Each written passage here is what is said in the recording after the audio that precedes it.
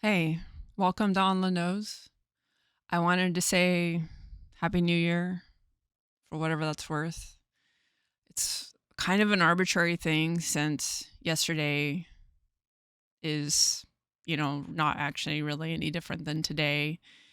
And it's all just kind of symbolic and stuff. But even still, it's the beginning of a new calendar, and I am really hoping that this year is just going to be better and kinder to everybody, just because last year was really hard. And it wasn't just that it was hard on me, it's hard on everybody I know. It's just been rough, and I'm just hoping for a little more gentle this year. I thought I would do an update. Haven't really done one in a while. I made a whole bunch of episodes and then haven't really recorded very much. I recorded like one thing last month, and then, or actually 2.5 months ago, and I haven't recorded anything since then. And I know that, like, in terms of like how much time has passed and all that, it's impossible to tell from my podcast. So I'm just letting you know. Back in November, I had a flare of health issues that basically are a reason why I'm on disability now. And it's been really hard because all of the things that have normally helped make these flares go away haven't really helped. They've like turned the volume down, but I am still like in this cycle where I feel like I'm being tortured. Like it's pretty intense. And like I've lost about 15 pounds since I started about 6 weeks ago. And just my sleep is really broken, and I don't have like the physical or mental capacity to really do the things that I need to do or would like to do. So really the only stuff I'm doing are the things that absolutely have to be done, like my chores and stuff like that. And I am not, really creating or anything because I just don't have anything left for it. I you know, I feel like I'm adapting to living in the RV in part because I need to feel comfortable during this time, and it's kind of forcing me to kind of make peace with something that I was really kind of struggling with. So that would be like the bright side. Yesterday I cleaned out my composting toilet for the first time, and I just want to say that, like, the company really underplayed the mess and what's involved, because they literally are just like, you just take the top off and then you dump it out and then you put it back together. Oh no, no, there's like a whole lot of cleaning in the top part. And my my composting where the fecal matter goes got infested with vinegar flies.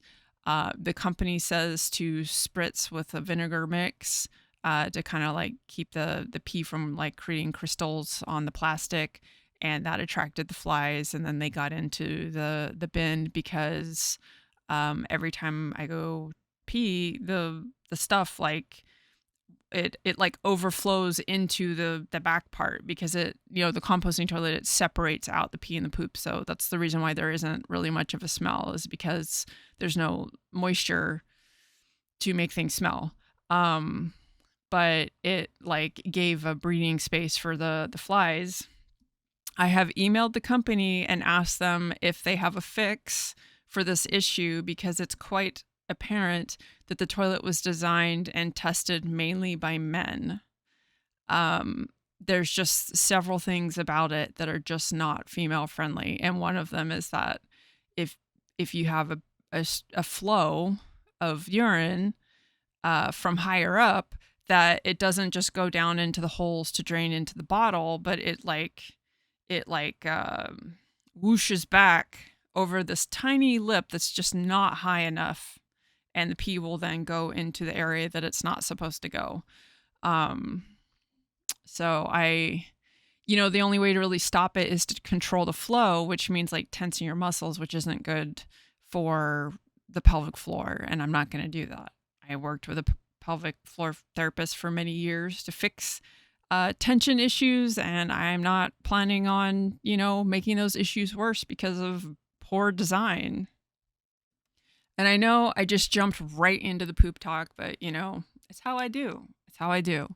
Other than that, the toilet is fine. I don't mind having to dump the pee out. Sometimes it's inconvenient. Like most of the time, it fills up at the same time, which is basically like after my morning pee every third day.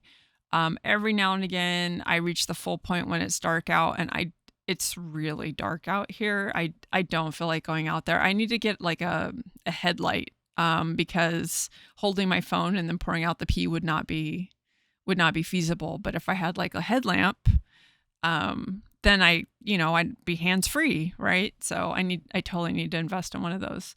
Then I could pour it out at nighttime and it wouldn't be a problem.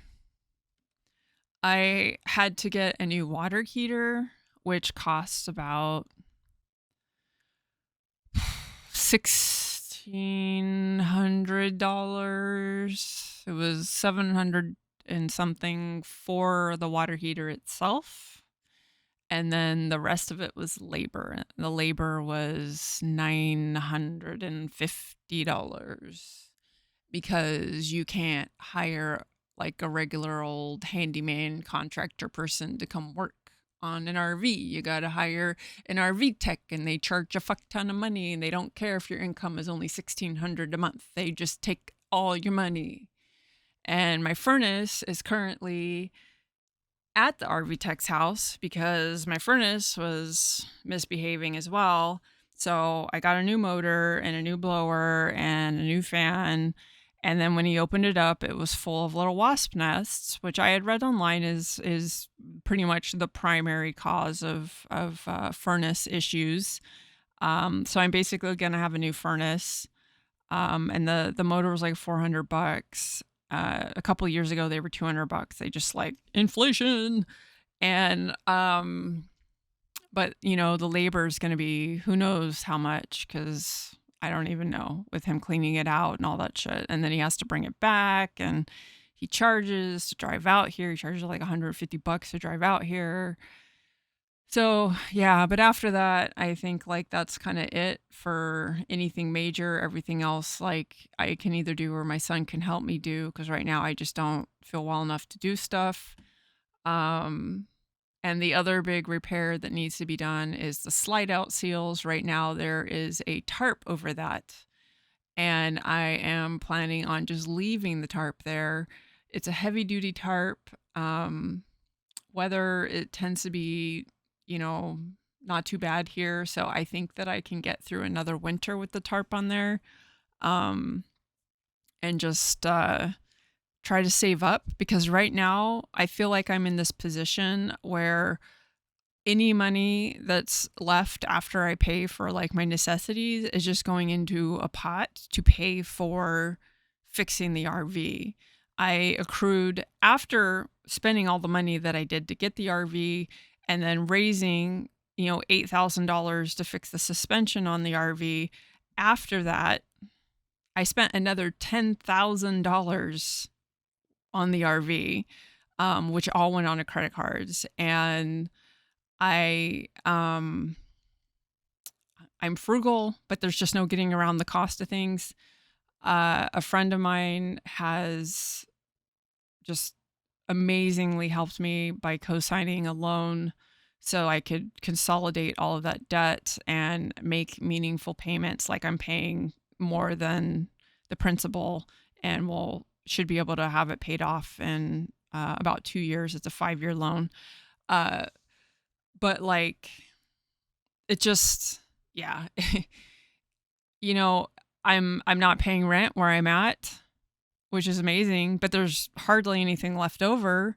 Basically, like, if I didn't have the Patreon money coming in, I would barely have like money for food, and I'm using, the Patreon money I've tried to use towards just crafting and stuff, but I end up having to use it towards like food and stuff. It's just crazy how much like everything freaking costs, you know, like car insurance and stuff. It just all adds up when you're not making that much. So like I'm not, you know, like I'm not in a position to be like, oh, I'm going to go rent a room or, you know, really, I'm literally just feel like whatever I save up is just going to go towards like paying to live in the RV by keeping it from breaking. So that's, that was not anticipated. And I really hope that over time it'll, you know, it'll mellow out and things will be better.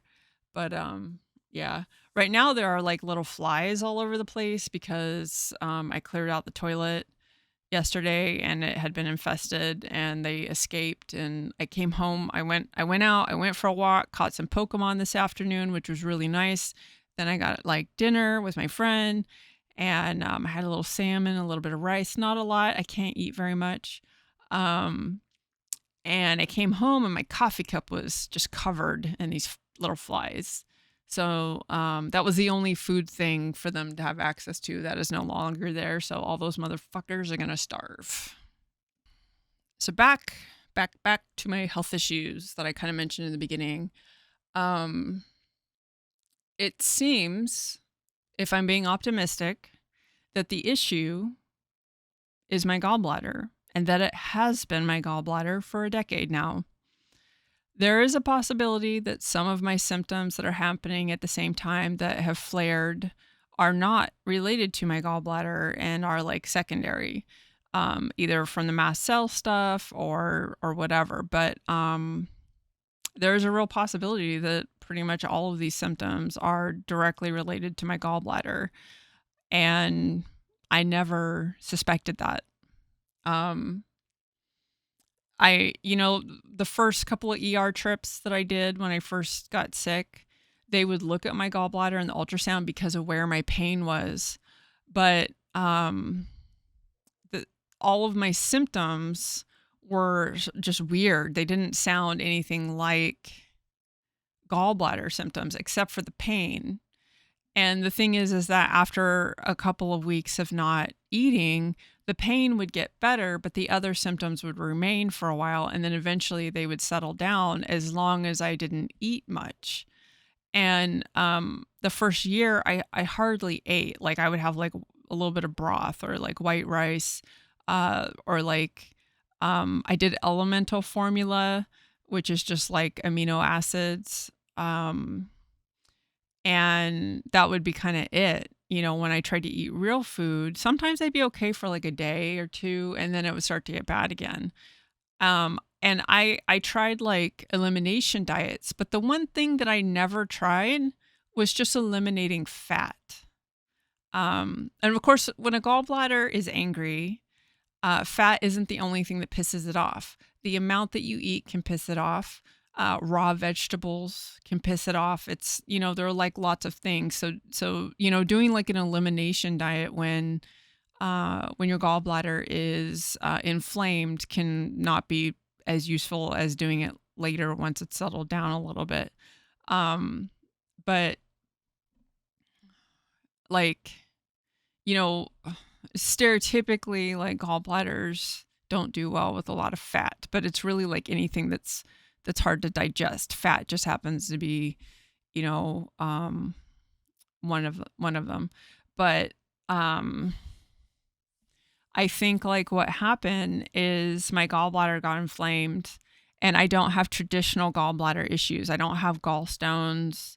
I don't have like obvious signs of inflammation. But if you read about this, it's actually really easy to have chronic inflammation of the gallbladder and have it not show up in images. But when they go to remove the gallbladder is toast.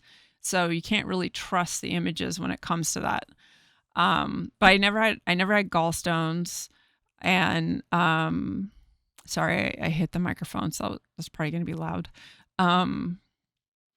And so I never thought to look at that. And then when I finally started being able to eat a little more often, which was like about 4 years into a liquid diet, and when I looked at like what I was eating, there was almost no fat in what I was eating during those years.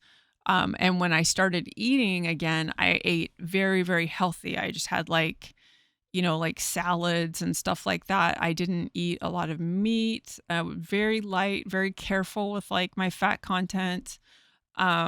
Just partially because like I had malnutrition and I really wanted to eat really healthy.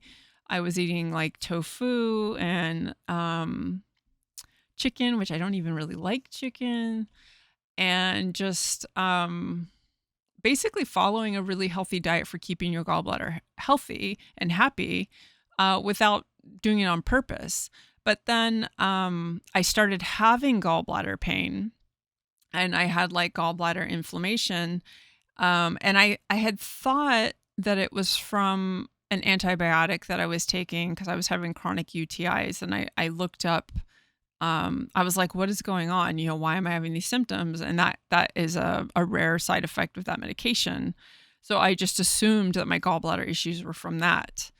But in retrospect, there is the possibility that my gallbladder issues, what I was feeling with this more traditional gallbladder pain, was actually just symptoms of an existing issue.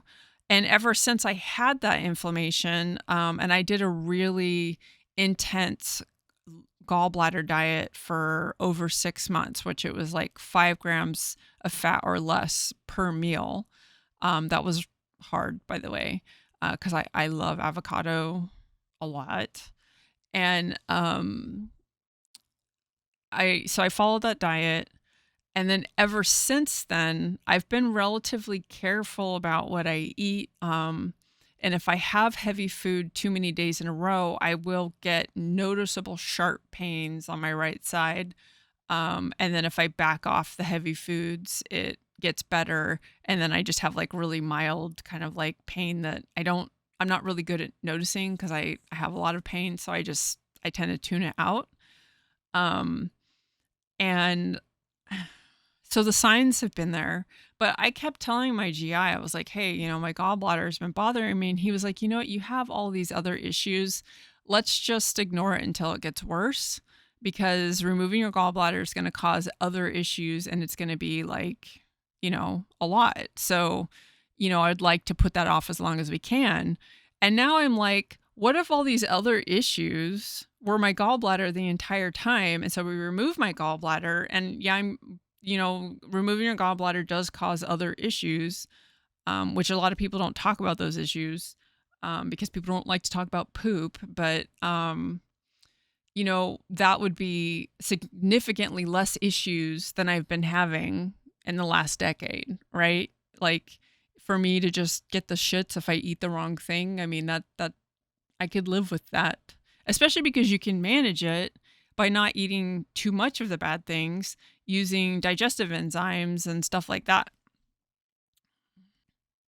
So I have a hyperkinetic gallbladder, which means that when my gallbladder is ejecting bile, it does so too quickly or with too much force.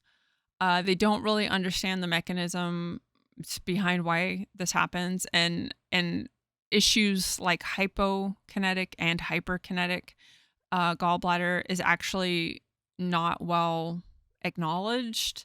It's only recently that more doctors have started to be like, oh yeah, okay, this is an issue.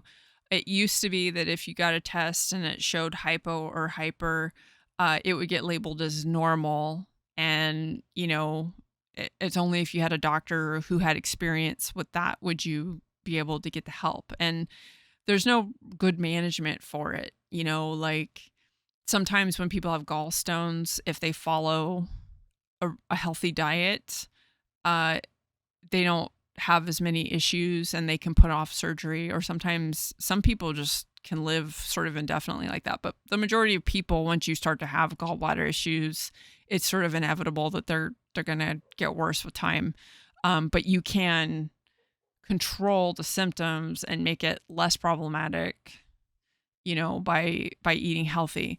But with the hypo and the hyperkinetic, if the gallbladder is inflamed, then yeah, eating a low fat diet can help with that, but it doesn't change the fact that the gallbladder itself isn't functioning correctly when it's releasing the bile, and that has its own issues. Like studies have found that a hypokinetic gallbladder um, is more likely to cause like diarrhea symptoms, and a hyperkinetic gallbladder is more likely to cause constipation. And people will get diagnosed with like IBS and was it colitis or whatever it's called. There's like a whole bunch of other things, and it's not that. It'll be the gallbladder that was actually causing it that entire time. So the only real way to treat it is to just remove the gallbladder and hope that like none of the valves are involved as well, because that's another surgery or special meds or whatever. So I do anticipate surgery in my future. I think it'll be kind of funny if I get surgery in February because it'll be exactly a year since my last surgery.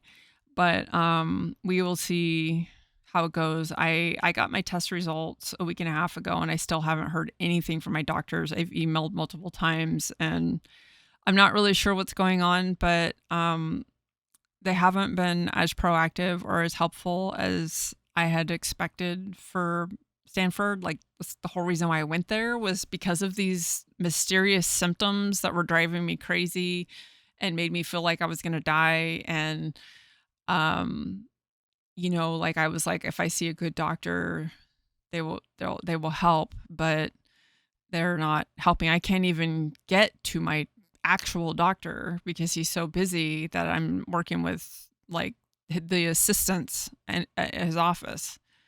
So I need to call tomorrow and be like, yeah, so hello, and just see what's going on. Um I am thinking that I'm going to focus more on doing like interviews, chit chatting with people than solo stuff. Um, if you have an opinion on that, I am all ears and all eyes. Feel free to email me, message me, let me know what you think. I don't get any feedback. It's crickets out here, so I don't actually really know what people enjoy or what they want to hear, if I'm doing what they want to hear, or I don't know.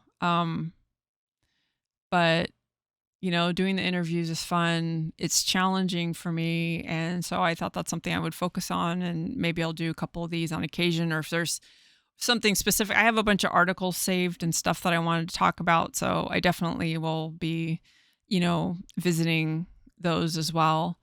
Um, but yeah, that's kind of my thought. And I'm also planning on hopefully once I'm healed up from surgery, because I'm really hoping my surgery will happen soon, start doing tables at local events to sell my wares, because Etsy is very discouraging. It is really hard to sell there. It is, it doesn't,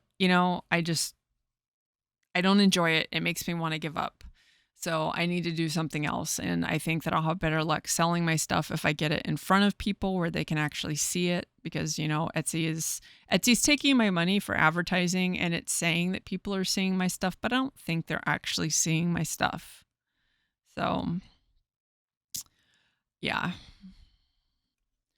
And I got a TV.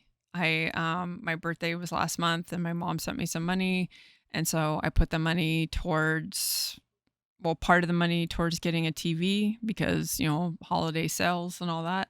So I have a TV. It's on like a crash cart style stand, and I can roll it around to get it out of the way since I live in a small space.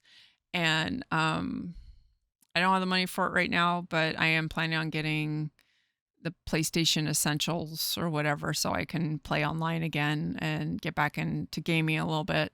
I I I cannot believe how much more expensive the PlayStation stuff is now. Like I had PlayStation Plus and it was like $70 a year or something like that. And that seemed like a lot to me, especially since I think being able to play online should be free. Like we pay for the fucking machine and we pay for the fucking games. Like let us play online. Um but I canceled it a while back and I went to look at the cost of them, and now they have like the three different levels, and what used to be like PlayStation Plus is like it's it's like I can't remember how much it said it was. It was like $20 a month or something. I don't know. And Essentials is $10 a month, which is 120 a year, which means like PlayStation Plus is like even more than that. So they like doubled their prices, more than that. It's crazy.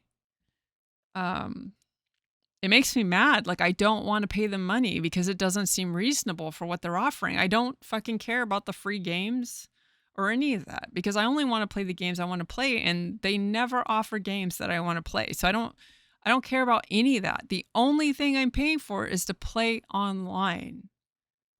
That's it. And it's like, and I don't play online that much because I don't know that many people that play, and I'm a little bit like antisocial anyways, but it's like I like want to have the option, you know? So I don't know. It chaps my hide, man. Just like, and Amazon Prime's getting more expensive, and I'm like, dude, how much fucking money are you making every time we buy something? And then you're just gonna like charge us even more. And then, oh, by the way, we're gonna put some fucking ads in the videos for Amazon Prime. And if you don't want those, you're gonna have to like pay extra for that. But like because they're not making enough money off of us, they need to make more money off of us. And the problem is that we're all very comfortable in the routines and the world that we live in, and so even though we don't like the expense of it and don't feel like it's reasonable, we continue to do it because we don't want to give up the convenience. I mean, I'm guilty of that, you know but I just I just think it's rude. Like I feel like they're taking advantage, and I think like I don't know. I feel like there should be accountability. I feel like there should be accountability for a lot of things. Like I feel very strongly that these companies like Facebook and whatnot, like, they intentionally make an app that's addictive, that keeps people scrolling, you know? And I think they should be held accountable for that. Like make like social media should be about what people want from it, which is generally speaking connecting with other people, and we can't even do that. Like you can't just go look at your friends list. Like you can't be like, oh, I want to see all the people that I follow in time-stamped order. Like we don't get to have control of that. They're going to show us a bunch of other shit, and it's infuriating. It's one of the reasons why I don't scroll, is because I only want to see what I want to see. I mean, I cut the cord for cable TV in 97. Like I just went nope, and I used Usenet and I torrented and I got stuff in other means. And when Netflix came out, I was like, awesome. I don't have to torrent as much anymore. And I started getting stuff through Netflix. And when streaming came out, that was even better, And it's been like 2-3 years since the last time I torrented anything, because like I can basically get almost everything if I'm patient and wait for it. And I'm fine doing that because there's other stuff to watch in the meantime. There's a couple of movies like I would like to be able to see that just always cost money. And I don't want to pay a rental fee for a movie. So, or I should say I can't really afford it anyways. If I could afford it, I wouldn't mind putting $3 towards a movie here and there. But I only want to see what I want to see when I want to see it. And like I don't want to flip through channels. I don't want to scroll. Like it's all the same. It's just a thing to distract us and suck us in so that like we're not doing other things. And I want to do other things. Even if right now I don't feel well enough to do those other things, I think about them all the time. I think about the things that I want to be doing. Um, and the things I'm going to do when I feel better.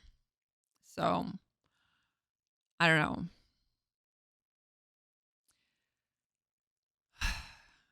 I have a lot on my mind because, yeah, and I don't really talk to people. I'm just in my RV.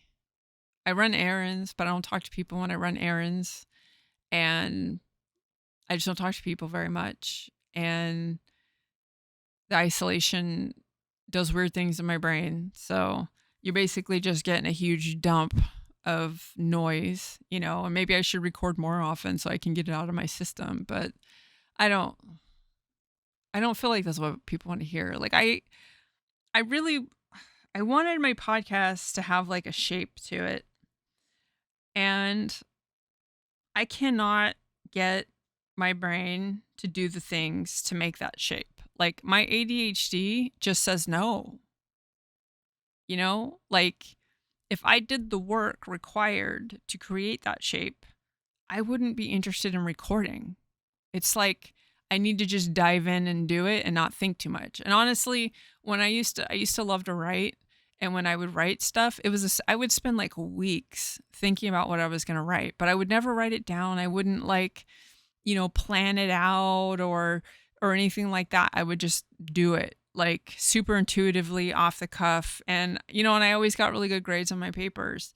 And every time like it was required that you do like an outline and all that stuff, I couldn't get myself to write it. It was like I've already used the energy, by doing the outline. So now I'm no longer interested in the topic. So, and it's the same thing for like recording stuff.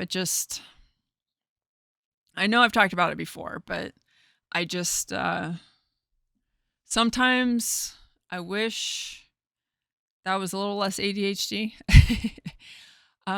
Or maybe that I had an editor or something, like if I had someone else to do some of that work, I would be all over it.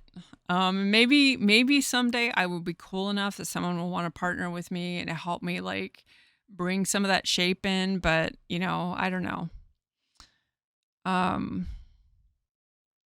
I'm like watching the sound on my screen, and even though I'm like sitting right in front of the microphone, the volume keeps changing, and I'm not sure why, and I'm really hoping that it doesn't sound weird later.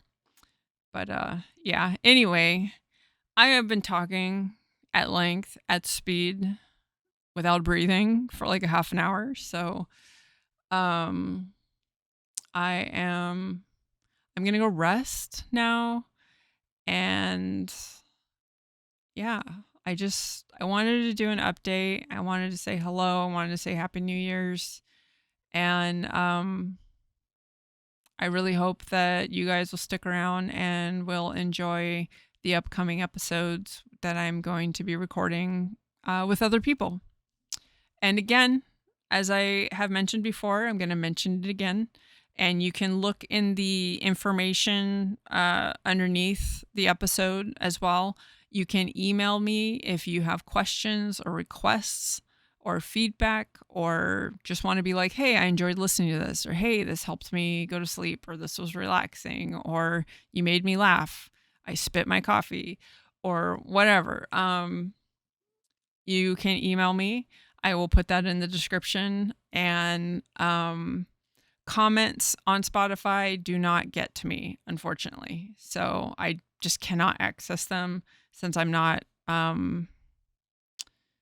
whatchamacallit, hosting with Spotify. I don't know why they even allow people to leave comments if I can't get to it. Maybe it's like a manipulation. Hey, if you signed up with us. Anyway, yeah. So again, thanks for listening and hanging out with me. I appreciate you. Thank you to my patrons who have remained supportive. Even though I haven't been doing very much the last couple months, it means a lot to me. I feel guilty all the time. And I am really looking forward to sharing what happens next in this year. I just really hope and think that it's going to be a better one. Take care.